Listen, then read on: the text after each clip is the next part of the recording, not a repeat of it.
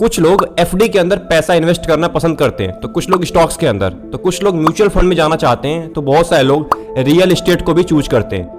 But क्या आपको पता है, अगर आप इनमें से केवल एक के ऊपर पूरा डिपेंड है, मतलब आपको पता है कि रियल एस्टेट आगे चल के बहुत बड़ा करने वाला है, तो आप बहुत बड़े गलतफहमी में जी रहे हैं, क्योंकि आपको बहुत बड़ा झटका लगने वाला है आने वाले कुछ सालों में। इसीलिए आज मैं आपको बताने वाला हूं कि आखिर में अपने पोर्टफोलियो को डाइवर्सिफाई क्यों करना चाहिए। अब डाइवर्सिफाई का मतलब समझ लेते हैं। डाइवर्सिफाई का मतलब होता है कि एक जगह ना इन्वेस्ट करके हम कई जगह इन्वेस्ट करें, मतलब कि हमारे पैसे को अलग अलग एसेट में इन्वेस्ट किया जाए, इसको बोलते हैं हम डाइवर्सिफिकेशन। तो आखिर में डाइवर्सिफिकेशन के फायदे क्या होते हैं, एंड अगर आप डाइवर्सिफिकेशन करते हैं तो आगे चल के आपको क्या क्या बेनिफिट्स मिलते हैं, ये सारी चीजें मैं आज आपको बताने वाला हूं। तो अगर आप इस वीडियो में पहली बार आए तो वीडियो को लाइक कर दीजिएगा एंड चैनल को जरूर सब्सक्राइब कर लीजिएगा। तो फिर देर किस बात की, वीडियो को स्टार्ट करते हैं। तो ये वीडियो ज्यादा बड़ी नहीं होने वाली है, तो पूरे वीडियो को ध्यान से वॉच करिएगा, क्योंकि बहुत सारे लोग आधी वीडियो देख के चले जाते हैं और बाद में जाके कमेंट बॉक्स में टाइप करते हैं कि आपने केवल ये चीजें बताई हैं, बट उन्होंने पूरी वीडियो को वॉच नहीं किया होता है। आज मैं आपको 8 पॉइंट के बारे में बताने वाला हूं। अगर आप इन 8 पॉइंट को देख लेते हैं तो आगे चल के आपको डाइवर्सिफिकेशन करने में कोई भी प्रॉब्लम नहीं आने वाली है। सबसे पहला पॉइंट है डाइवर्सिफिकेशन कैसे करें, इसका वो है सेट योर फाइनेंशियल गोल। अपने गोल को जरूर सेट करिए। अब बहुत सारे लोग होते हैं जो गोल सेट ही नहीं करते हैं, केवल वो पैसा इन्वेस्ट कर देते हैं कई सेक्टर में, कई इंडस्ट्री में, कई एसेट में।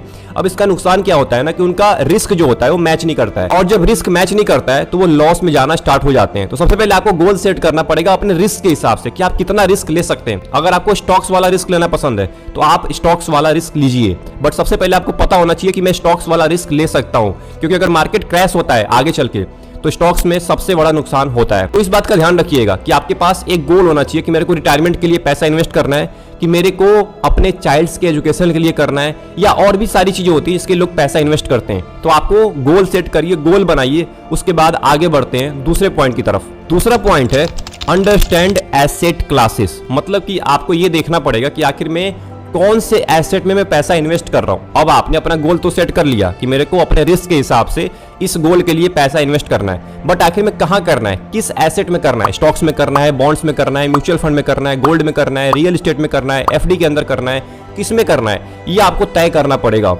क्योंकि डाइवर्सिफिकेशन करने से पहले आपको यह पता होना चाहिए कि मैं किस में डाइवर्सिफिकेशन कर रहा हूं। सबसे पहले गोल सेट करिए, उसके बाद एसेट को चूज करिए जिसमें आप पैसा इन्वेस्ट करने वाले हैं। तीसरा पॉइंट है वो है mutual fund and ETF. ETF का मतलब होता है एक्सचेंज ट्रेडेड फंड। ये ट्रेड किया जाता है एक स्टॉक एक्सचेंज के ऊपर, और म्यूचुअल फंड के बारे में बहुत लोगों को पता होगा, क्योंकि म्यूचुअल फंड के ऊपर मैंने बहुत सारे वीडियोज बनाई है, आप वॉच कर सकते हैं। अब देखिए क्या होता है ना कि म्यूचुअल फंड में बहुत सारे इन्वेस्टर से पैसा लिया जाता है। अब बहुत सारे इन्वेस्टर से जो फंड मैनेजर होता है ना, वो पैसा लेता है और उसको अलग अलग एसेट में इन्वेस्ट करता है। कुछ पैसे को स्टॉक्स में करेगा, कुछ पैसे को बॉन्ड्स में करेगा, या और भी जगह इन्वेस्ट करता है अलग अलग एसेट में। अब इससे क्या होता है कि आपको बहुत ज्यादा डाइवर्सिफिकेशन मिलता है।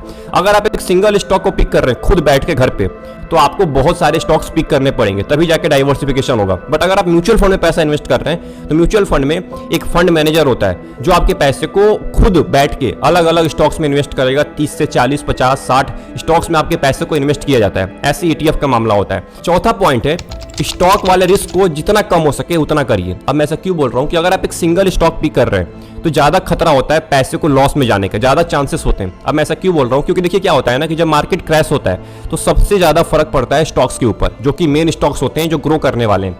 अब इसका यह नुकसान होता है कि जो लोग अपने सारे पैसे, अपने मेहनत की कमाई अगर आपने एक स्टॉक में डाल दिया है तो वो सारे जा सकते हैं।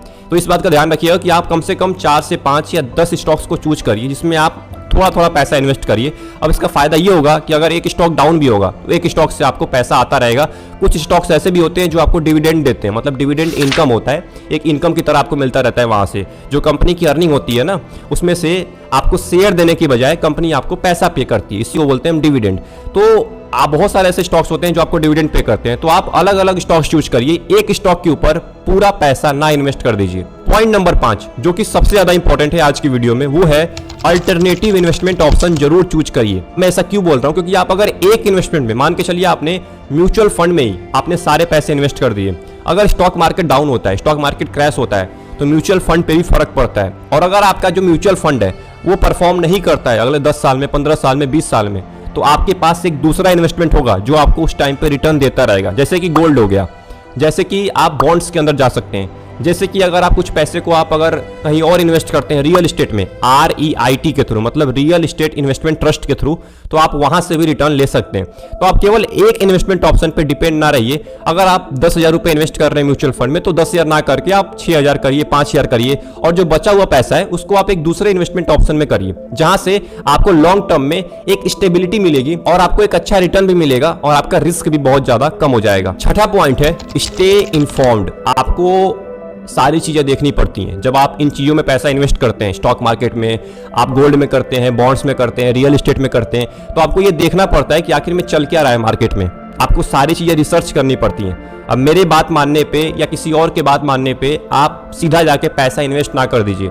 आपको रिसर्च करना पड़ेगा, आपको इन्फॉर्म्ड रहना पड़ेगा हर टाइम। आपको देखना पड़ेगा कि आखिर में चल क्या रहा है मार्केट में, तभी जाके आपको पैसा वहां पे डालना है। नहीं तो अगर गलत चीजें मार्केट में घूम रही हैं और आपने उसके ऊपर विश्वास कर लिया और आपने वहां पे पैसा इन्वेस्ट कर दिया, तो आपके पैसे लॉस में जाने वाले हैं। सातवां पॉइंट है डोंट ओवर डाइवर्सिफाई, मतलब कि ज्यादा डाइवर्सिफाई करना भी कभी कभी बेकार हो सकता है। अब मैं ऐसा क्यों बोल रहा हूं कि देखिए, डाइवर्सिफाई करना सही है, आपका रिस्क बहुत ज्यादा कम हो जाता है। अगर आप एक म्यूचुअल फंड के बजाय 3 म्यूचुअल फंड में पैसा डाल रहे हैं या एक स्टॉक के बजाय 4 स्टॉक में पैसा इन्वेस्ट कर रहे हैं, बट वहीं पे अगर आपने 3 म्यूचुअल फंड के बजाय 10 म्यूचुअल फंड ले लिया है, तो ये सबसे बड़ा घाटे का सौदा है, क्योंकि आपको बहुत ज्यादा फीस भी पे करना पड़ता है यहाँ पे, और ज्यादा पैसा आपका फीस ही खाता है लॉन्ग टर्म में। और जो एक्सपेंस रेशियो होता है म्यूचुअल फंड में, वो आपके ज्यादा पैसे खाता है। वैसे स्टॉक्स में होता है, ब्रोकरेज फीस होती है, ये बहुत ज्यादा आपके पैसे खा जाते हैं। तो इस बात का ध्यान रखिएगा कि ज्यादा डाइवर्सिफाई करना बेकार हो जाता है कभी कभी। एंड जो आखिरी पॉइंट है, जो कि सबसे ज्यादा इंपॉर्टेंट है, इन सारे पॉइंट्स को अगर आपने फॉलो कर लिया, उसके बाद भी पेशेंस रखना बहुत ज्यादा इंपॉर्टेंट है। अगर आप पेशेंस नहीं रखते हैं तो आप कितना भी डाइवर्सिफाई कर लीजिए अपने पोर्टफोलियो को, कोई फायदा नहीं होने वाला है। क्योंकि क्या होता है ना कि लोग पेशेंस नहीं रखते हैं, वो डाइवर्सिफाई तो कर लेते हैं, बट 1 साल करेंगे, 2 साल इन्वेस्टमेंट करेंगे, 5 साल करेंगे, उसके बाद छोड़ देते हैं। उनको ऐसा लगता है कि डाइवर्सिफाई करना है, इसका मतलब कि मेरे रिटर्न के ऊपर कुल्हाड़ी मारना है। ऐसा नहीं होता है। आपको लॉन्ग टर्म के लिए आप इन्वेस्टमेंट करने आ रहे हैं। मैंने आपको पहले पॉइंट में समझाया था कि आपको गोल सेट करना पड़ेगा। आपको उस गोल के लिए पैसा इन्वेस्ट करना है उतने टाइम तक। अगर आप 20 साल के लिए पैसा इन्वेस्ट कर रहे हैं तो आपको 20 साल तक करना ही पड़ेगा। आज आप जिसका भी एग्जांपल देख लीजिए, आप राकेश झुंझुनवाला का देख लीजिए या आप वॉरेन बफेट का देख लीजिए, ये सभी लोग ऐसे लोग हैं जिन्होंने पेशेंस रखा है 20 साल से, 30 साल से, 40 साल से, 50 साल से, तब जाके आज उनके पास एक अच्छा खासा वेल्थ है।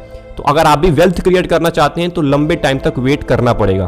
तो आई होप आपको पूरी वीडियो अच्छी लगी होगी। आपको ये पता चल गया होगा कि आखिर में डाइवर्सिफिकेशन कैसे करना होता है और कहाँ डाइवर्सिफिकेशन करना होता है, कितना करना होता है, कहाँ नहीं करना होता है, ये आपको पता चल गया होगा। तो अगर आपको कोई भी डाउट है तो आप कमेंट बॉक्स में जरूर टाइप करिए। जो भी डाउट्स होगा मैं आपको जरूर बताऊंगा, और नेक्स्ट वीडियो का भी सजेशन जरूर डालिएगा। तो इस वीडियो को शेयर कर दीजिएगा मैक्सिमम लोगों के पास जो डाइवर्सिफिकेशन नहीं करते अपने पोर्टफोलियो को, केवल एक ही एसेट में अपने सारे पैसे इन्वेस्ट करते हैं। मिलते हैं एक और इंपॉर्टेंट वीडियो के साथ, तब तक के लिए best of luck, take care.